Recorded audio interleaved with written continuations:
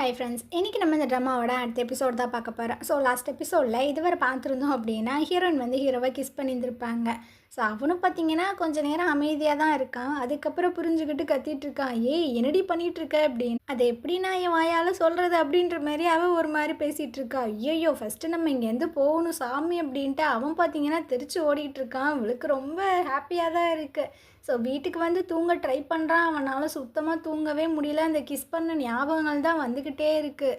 அப்படியே மறுநாள் போல் காட்டுறாங்க. நேற்று நைட்டு ஜின்னு வந்து குடிச்சிட்டு பயங்கரமாக கத்திட்டு இருந்திருப்பான்ல. ஸோ ஜூனோட ஹஸ்பண்ட் பார்த்தீங்கன்னா உட்கார வச்சு கேட்டுட்ருக்காரு. நேற்று நீ பேசின விஷயங்கள் எல்லாமே ஞாபகம் இருக்கா? ஆமாம் ஞாபகம் இருக்குது, எல்லா விஷயமே எனக்கு ஞாபகம் இருக்குது அப்படின்ற மாதிரி கொஞ்சம் திமிராக சொல்லிகிட்டு இருக்கான். ஏண்டா அந்த மாதிரி பேசிகிட்டு இருக்க? ஆமாம் நானும் அந்த சேர்மனுக்கு புள்ள தானே, என்ன அந்த மாதிரி யாராவது ட்ரீட் பண்ணுறீங்களா? எனக்கு சொந்தமானது தானே அந்த ஏஞ்சல் இன்வெஸ்ட்மெண்ட் கம்பெனி, அதை என்கிட்ட கொடுத்தாதான் என்ன அப்படின்னு. இவருக்கு பார்த்தீங்கன்னா என்ன சொல்கிறதுன்னு தெரில. அந்த நேரம் அந்த கிளவி உள்ளே வந்து சொல்லிகிட்டு இருக்க, ஆமாம் அது வந்து அவனோட ப்ராப்பர்ட்டி தானே, ஃபஸ்ட்டு நீ அவன்கிட்ட கொடுத்துரு அப்படின்ட்டு. ஸோ இவருக்கு என்ன பண்ணுறதுன்னு தெரில. இதை பற்றி ஜூன் கிட்ட சொல்லும்போது அவங்களும் சொல்கிறாங்க, ஏங்க அந்த இன்வெஸ்ட்மெண்ட் கம்பெனி தூக்கி அவன்கிட்ட கொடுக்குறதா? அவனுக்கு இனிமேல் அந்த தகுதி வரலைங்க, எனக்கும் தெரியும், பட் கொடுத்து தானே ஆகணும். ஸோ அவன் எதுவும் பண்ணிட்டு போகிறான் அப்படின்ற மாதிரி இவர் சொல்லிடுறாரு. ஜின்னோட அம்மாவுக்கு பார்த்தீங்கன்னா ரொம்ப ஹாப்பி ஆயிடுது. ஏன்னா அவங்க நினச்சது அந்த இன்வெஸ்ட்மெண்ட் கம்பெனி இவங்களுக்கு வரணும் அப்படின்ட்டு. இந்த விஷயங்கள் எல்லாம் நடந்ததுக்கான முழு காரணம் யார்? அந்த கிளவி தான். அதனால் தேங்க்ஸ் எல்லாம் சொல்கிறதுக்காக வந்திருக்கு. நான் வந்துட்டு இந்த வீட்டில் ஒரு பொருள் மாதிரி தான் இருந்தேன். நீங்கள் வந்ததுக்கப்புறம் தான் எனக்கு கிடைக்க வேண்டிய அந்த மரியாதை எல்லாமே கிடச்சிது. ஸோ ரொம்பவே தேங்க்ஸ் அப்படி இப்படின்ட்டு. அப்போ இந்த கிளவிக்கு மண்டைக்குள்ளே ஒரு விஷயம் ஓடிட்டுருக்கு. இவளும் இந்த ஜூனும் ஒன்றா தானே படித்தாங்க.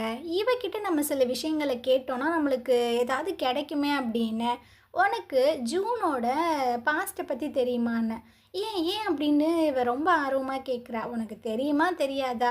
எனக்கு அவ்வளோவா தெரியாது, பட் நான் விசாரித்து சொல்கிறேன் அப்படின்ற மாதிரி சொல்லிடுறேன். நேராக ஹீரோட வீட்டுக்கு தான் வந்திருக்காங்க. அவங்க அம்மா இவங்க எல்லாருமே ஒன்றா படித்தவங்க தானே. உனக்கு ஜூனோட க்ளோஸ் ஃப்ரெண்டு யாருன்னு தெரியுமா அப்படின்னு.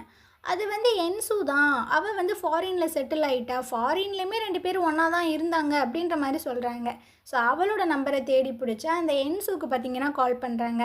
ஆமாம் நாங்கள் 2 பேரும் க்ளோஸ் தான், பட் அவள் கிராஜுவேட் ஆனதுக்கு அப்புறமா அவள் அப்ராட் போயிட்டா. அங்கே வந்துட்டு வேற ஒருத்தவங்க தான் ஃப்ரெண்டாக இருந்தாங்க அப்படின்னு. ஸோ அவங்களோட நம்பரையுமே பார்த்தீங்கன்னா இந்த அம்மா வாங்கிடுது. இதை பற்றி அந்த கிளவிட்ட சொல்லுது, நான் அந்த நம்பர் எல்லாமே வாங்கிட்டேன், ஆனால் நான் ஃபோன் பண்ணி பேசும்போது என்னன்னு பேசுகிறது, எதுக்காக நீங்கள் அவங்களோட பாஸ்ட்டை தெரிஞ்சுக்கணும்னு நினைக்கிறீங்கன்ட்டு. ஸோ இந்த அம்மா பார்த்தீங்கன்னா அப்படியே ஒரு மாதிரி தயக்கமாக உட்காந்துட்டே இருக்குது.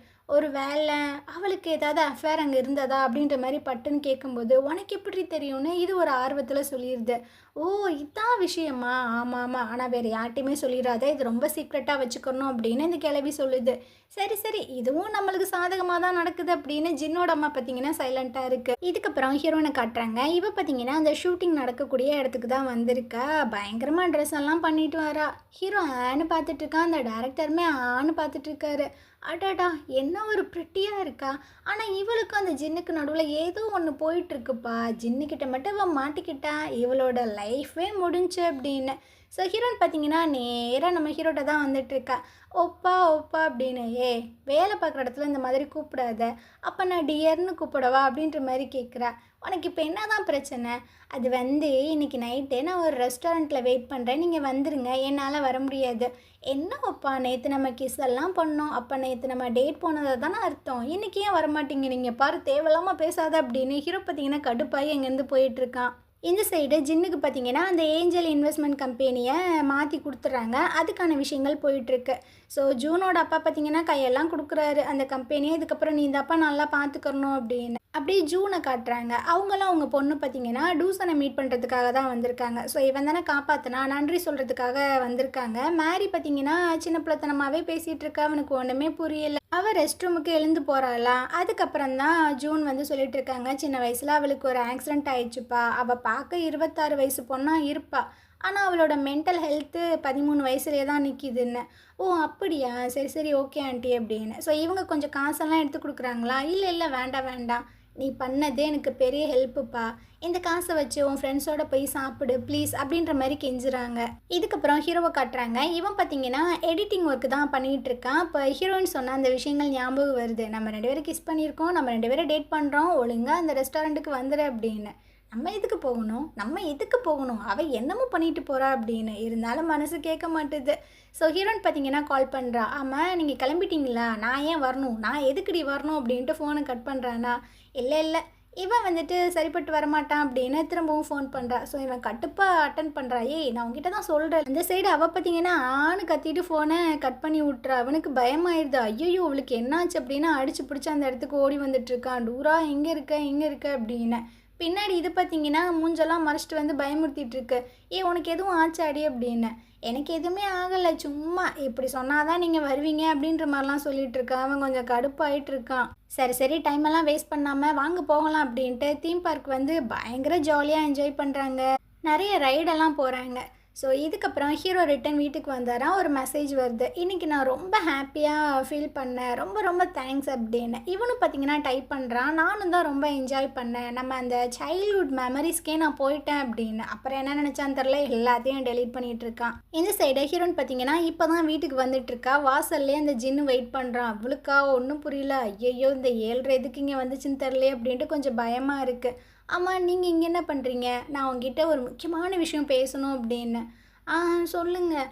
அது நான் இப்போ சிஇஓவாக ஆகிட்டேன், இப்போ நீ என்னை அக்செப்ட் பண்ணிக்கிறியா அப்படின்ட்டு. இல்லை நீங்கள் தப்பாக புரிஞ்சுக்கிட்டீங்கன்னு நினைக்கிறேன், அன்னைக்கே உங்ககிட்ட தெளிவாக தானே சொன்னேன், எனக்கு உங்கள் மேலே அந்த இன்ட்ரெஸ்ட் இல்லை. போகிறாளா இவன் கடுப்பாயிடுறான். ஸோ கையை பிடிச்சி அப்படியே முறுக்கிட்டு இருக்கான். எதுக்கு என்னை ரிஜெக்ட் பண்ணுற, நான் உனக்கு என்ன பண்ணேன், உங்ககிட்ட ஏதாவது தப்பாக நடந்துக்கிட்டேனா சொல்லு அப்படின்னு.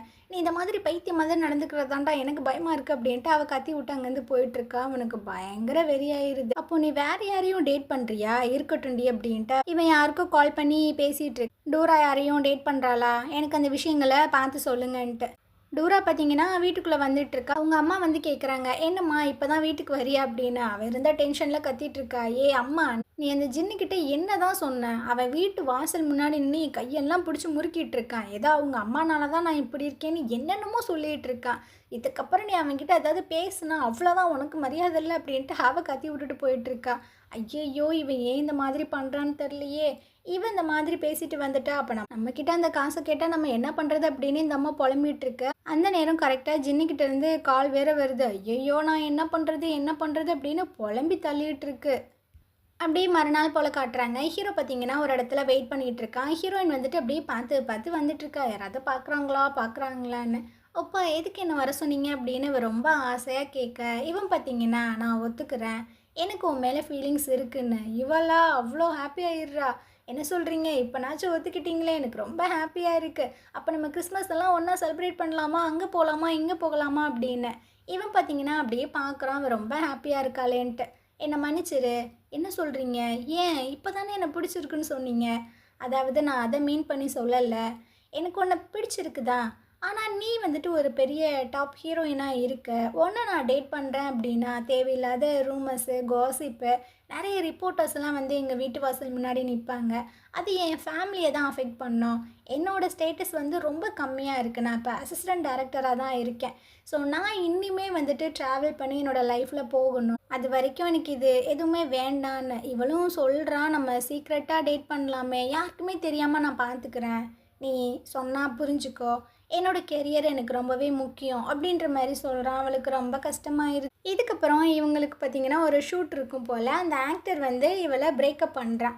இவன் ஆல்ரெடி வேறு கஷ்டத்தில் இருக்கா, அந்த நிலைமையில தானே இருக்கா, பிரேக்கப் ஆன நிலமையில்.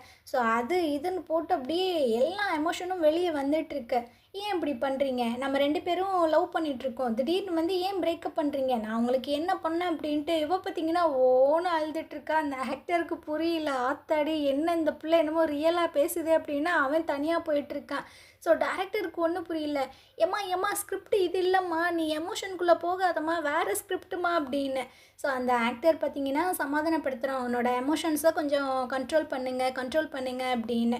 ஹீரோக்கு ரொம்ப கஷ்டமாக இருக்குது. ஐயோ நம்மனால தான் இந்த மாதிரி அழுகிறாளோ அப்படின்னு. ஸோ நைட்டு பார்த்திங்கன்னா எங்கேயோ ஓடிட்டுருக்கான். திரும்புகிற பக்கம் ஃபுல்லாக டூராவோட அந்த போஸ்டராக தான் இருக்குது. ஐயோ என்னால் முடியல, எங்கே போனாலும் இவன் மூஞ்சியே தெரியுது, எனக்கு என்ன தான் ஆச்சு அப்படின்ட்டு இவன் பயங்கரமாக கத்திக்கிட்டு இருக்கான். அதே சமயம் ஜின்னை காட்டுறாங்க. இவன்கிட்ட சில ஃபோட்டோஸ் எல்லாம் கொண்டு வந்து கொடுக்குறாங்க. அதில் யார் இருக்கா என்னன்றது தெரில. ஓ இவனை தான் நீ டேட் பண்ணுறியா, பார்த்துக்கிறேன் அப்படின்ட்டு அவன் சொல்லிகிட்டு இருக்கான். அப்படியே நம்ம ஹீரோவோட ஆன்ட்டியை காட்டுறாங்க. இந்த அம்மா பார்த்திங்கன்னா இந்த ஷோஸ்க்கெல்லாம் ஸ்க்ரீன் ப்ளே எழுதுவாங்கள்ல, அந்த மாதிரி ஒரு காம்படிஷனில் கலந்துருப்பாங்க போல். ஸோ ரிஜெக்ட் ஆகிட்டாங்க. அதை நினச்சி இந்த அம்மா ரொம்ப ஃபீல் பண்ணி அழுதுட்டுருக்கு. இதுக்கப்புறம் என்ன, போயிட்டு வழக்கம் போல் குடிச்சிட்ருக்க. அந்த சைடு டூசிக்கு வரான். ஐயையோ இவளா திரும்பவும் இங்கே உட்காந்து குடிக்கிறாளா அப்படின்ட்டு அவன் பார்த்திங்கன்னா ஒரு ஹோட்டலில் கொண்டு போய் தங்க வச்சிடுறான். கண் முழிச்சு பார்க்குறாங்க, நம்ம எப்படி இங்கே வந்தோம் அப்படின்னு. அப்போ தான் சில விஷயங்கள் ஞாபகம் வருது. டூசிக்கு தான் பிடிச்சி இழுத்துட்டு வந்திருப்பான் போல். ஸோ நோட்டெல்லாம் எழுதி வச்சுருக்கான். ஐயையோ நம்ம மானம் போச்சு, மரியாதை போச்சு, அவனா நம்மளை இங்கே கொண்டு வந்து விட்டான் அப்படின்ட்டு இவ ரொம்ப டென்ஷன் ஆகிட்டுருக்கா. இதுக்கப்புறம் நம்ம ஹீரோனை தான் காட்டுறாங்க. இவ பார்த்திங்கன்னா எல்லாத்துக்குமே ஃபுட்டெல்லாம் வாங்கி கொடுத்துட்டு வந்துட்டுருக்கா. ஹீரோக்குமே கொடுக்குறா, இந்தாங்க வாங்கிக்கோங்கன்னு. இல்லை எனக்கு வேணாம் அப்படின்ற மாதிரி சொல்கிறான். நான் இந்த செட்டுக்கே சாப்பாடு கொடுத்துருக்கேன், நீங்கள் இந்த சாப்பாடை சாப்பிட்றதுனால யாரும் காசிப்பெல்லாம் பேச மாட்டாங்க, அது மட்டும் இல்லாமல் இன்றைக்கி தான் லாஸ்ட்டு ஷூட் நமக்கு, ஸோ புரிஞ்சுக்கோங்க அப்படின்னு. சரிங்க மேடம், நான் இதை சாப்பிட்றேன், ஒன்றும் பிரச்சனை இல்லை அப்படின்ற மாதிரி ஹீரோ பார்த்திங்கன்னா பட்டும் படாத மாதிரி தான் பேசுகிறான். ஸோ இதுக்கப்புறம் ஃபைனலாக அந்த ஷூட்டுமே பண்ணுறாங்க, நல்லபடியாக முடிஞ்சிருது. ஸோ எல்லோரும் வந்துட்டு கங்க்ராச்சுலேஷன்லாம் சொல்லிகிட்டு இருக்காங்க. டேரக்டர் ரொம்ப ஹாப்பியாக பேசிகிட்டு இருக்காங்க. இதுக்கப்புறம் இந்த ட்ராமா வந்து ஹிட் அடிக்க போகுது அப்படின்னு. அந்த ஆக்டர் பார்த்திங்கன்னா, நான் இவளோட ஆக்டிங்லாம் பார்த்து இவளை லவ் பண்ணவே ஸ்டார்ட் பண்ணிட்டேன் அப்படின்ட்டு யதார்த்தமாக பேசுகிறான். ஹீரோயின் வந்துட்டு அடுத்து பேசுகிறாங்க. எனக்கு இந்த ட்ராமா வந்து பர்சனல் லைஃபோட ரொம்பவே கனெக்ட் ஆகிடுச்சு. ஏன்னா என்னோடய ஃபர்ஸ்ட் லவ் எல்லாத்தையுமே எனக்கு ஞாபகப்படுத்தி விட்டுருச்சு. பார்க்க முடியாதுன்னு நினச்சிட்டு இருந்த சில விஷயங்கள்லாம் என் கண்ணு முன்னாடி நான் பார்த்தேன். ஆனால் எனக்கு எதுவுமே கிடைக்கல அப்படின்னு கொஞ்சம் எமோஷ்னலாக தான் பேசிகிட்டு இருக்கா. ஹீரோக்குமே புரியுது அவள் நம்மளை மீன் பண்ணி தான் பேசுகிறா அப்படின்னு. இருந்தாலும் என்ன பண்ணுறது, ஹீரோயின் வந்து மெசேஜ் பண்ணுறா, நம்ம காஃபியாவது ஒன்றா சாப்பிட்லாமா, இதுக்கப்புறம் நம்ம மீட் பண்ண மாட்டோம்ல அப்படின்னு. இல்லை நான் கொஞ்சம் பிஸியாக இருக்கேன் அப்படின்னு ஹீரோ ரொம்ப ஓவராக தான் பண்ணிகிட்டு இருக்கான். நீ வர வர நான் அங்கே தான் இருப்பேன் அப்படின்ற மாதிரி ஒரு மெசேஜை போட்டு விட்றா. ஹீரோக்கு என்ன பண்ணுறதுனே தெரில. அந்த ஷூட்டிங் நடந்த விஷயங்கள் எல்லாமே ஞாபகம் வந்துட்டுருக்கு. இல்லை நம்ம அவளை போயிட்டு மீட் பண்ணலாம் அப்படின்னு சொல்லிட்டு வரேன். ஆனால் ரொம்ப டைம் ஆயிடுச்சு போல், ரெஸ்டாரண்ட் எல்லாமே க்ளோஸ் பண்ணிட்டாங்க, ஹீரோயினுமே அங்கே இல்லை. இவனுக்கு என்ன பண்ணுறதுன்னு தெரில. ஸோ அங்கேருந்து கிளம்ப போகும்போது ஹீரோன்ட்டேருந்து ஒரு மெசேஜ் வருது, நீ எங்கே இருக்கேன்ட்டு. நான் வீட்டில் இருக்கேன் அப்படின்ற மாதிரி பொய் சொல்கிறேன். பின்னாடி தான் அவன் நிற்கிறா. ஏன் இப்படி பொய் சொல்கிற, உனக்குள்ளே அந்த ஃபீலிங்ஸ் இருக்குது அப்படின்றது எனக்கு நல்லாவே தெரியும். ஆனால் எதுக்கு என்கிட்ட மறைக்கிற, எதுக்கு என்னை கஷ்டப்படுத்துகிற, உனக்கு என்னை பார்க்கணுன்னு தோணியிருக்கு, அதனால தானே இங்கே வந்திருக்க. ஆனால் என்கிட்ட நீ மறைக்கிற, நீ எதை மீன் பண்ணுற, என்ன பண்ணுறேன்னே எனக்கு புரியல. சரி ஓகே, எல்லாத்தையும் நம்ம முடிச்சுக்கரலாம். இதுக்கப்புறம் நான் உன்னை பார்க்க போகிறதில்ல, உங்ககிட்ட பேச போகிறதில்ல, உன்னை எனக்கு பிடிக்க போகிறதும் இல்லை, எனக்கு எதுவுமே வேணாம் அப்படின்ட்டு அவள் பார்த்திங்கன்னா கொஞ்சம் எமோஷ்னல் ஆகி எங்கேருந்து போயிட்டுருக்கா. ஹீரோக்கு என்ன பண்ணுறதுன்னு தெரில. ஸோ டக்குன்னு பார்த்திங்கன்னா ஹக் பண்ணிக்கிறான். சாரி, என்னை மன்னிச்சிரு, என் மேலே தான் தப்பு, உன்னை நான் ரொம்ப ஹர்ட் பண்ணிட்டேன், நம்ம 2 பேரும் டேட் பண்ணலாம் அப்படின்னு. அப்படியே பார்க்குறா.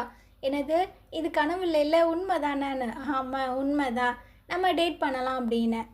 மறுநாள் பார்த்தீங்கன்னா இந்த ட்ராமா பயங்கர ஹிட் அடிச்சிருச்சு. ஸோ எல்லா நியூஸ்லேயுமே இதை பற்றி தான் பேசிகிட்டு இருக்கேன். ஹீரோவோட ஆஃபீஸில் பார்த்தீங்கன்னா பயங்கர மரியாதையாக இருக்குது. ஹீரோக்கும் அந்த டேரக்டருக்கும் எனக்கு தெரியும் நீ இந்த விஷயங்களை பண்ணி முடிச்சிருவேன்னு எனக்கு தெரியும் அப்படின்னு. இதுக்கப்புறம் ஹீரோயின் பார்த்தீங்கன்னா கண்ணாடி அந்த மாஸ்க்குன்னு எல்லாத்தையுமே போட்டுட்டு ஹீரோ வந்து மீட் பண்ணிகிட்ருக்கா. நீ நல்லா தூங்குனியா அப்படின்னு. இல்லையே, ஏன் தூங்கலை, ஏன்னா நான் உன்னை ரொம்ப மிஸ் பண்ணேன் அப்படின்னு. ரெண்டும் பார்த்தீங்கன்னா கொஞ்சிட்டெல்லாம் இருக்குதுங்க. இந்த சைடு ஹீரோயினோட அம்மா பார்த்தீங்கன்னா கொஞ்சம் ஹெல்த் ட்ரிங்க் எல்லாம் வாங்கிட்டு வரலான்ட்டு வந்திருக்காங்க. ஏன்னா இதுக்கப்புறம் ஹீரோயின் ரொம்பவே பிஸியாக இருப்பா.